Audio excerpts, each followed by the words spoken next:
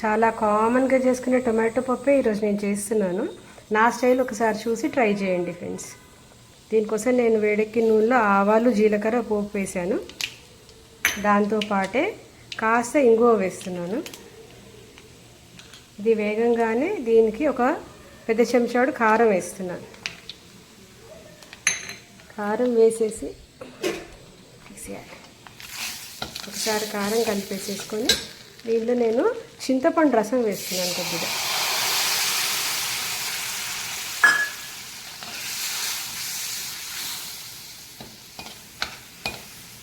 ఇది ఒక ఉడుకు పట్టంగానే టొమాటో ముక్కలు యాడ్ చేస్తాను దీనికి. ఇది బాగా ఉడికిపోయింది. ఇప్పుడు నేను తరిగి పెట్టుకున్న టొమాటోలు, నేను 4 టొమాటోస్ తీసుకున్నాను. చిన్న సైజువే ఉన్నాయి అవి. ఒక 4 టొమాటోలు ఇందులో కట్ చేసేసి వేసేస్తాను. ఇప్పుడు ఈ టొమాటోలకు సరిపడా ఉప్పు వేసుకుందాం.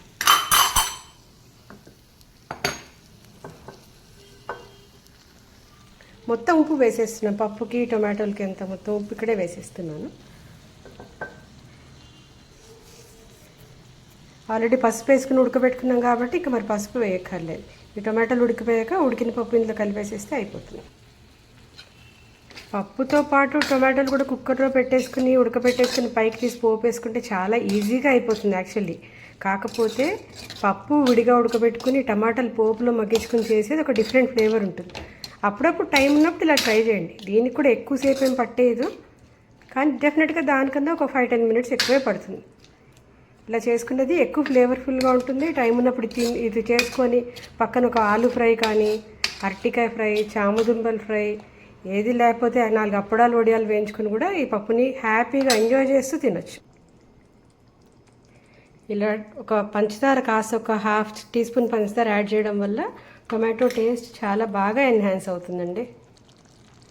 ఇప్పుడు ఈ ఉడుకుతున్న టొమాటో ముక్కల మీద నేను కాస్త వేయించి పొడి చేసుకున్న మెంతిపిండి వేస్తున్నాను.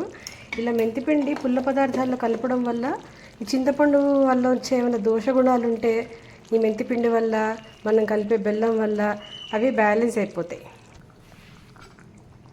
ఇప్పుడు ఈ ముక్కల్ని మనము మూత పెట్టుకుని మెత్తగా అయ్యే వరకు ఉడకబెట్టుకుందాం.